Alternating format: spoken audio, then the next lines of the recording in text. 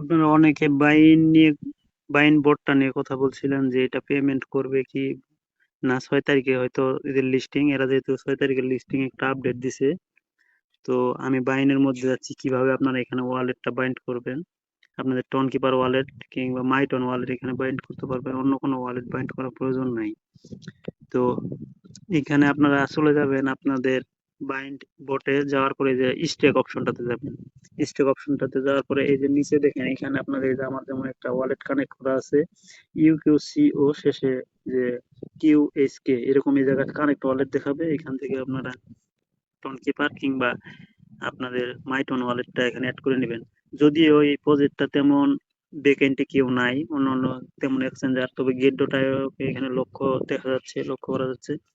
তো দেখা যাক, যদি পেমেন্ট করে তো ভালো।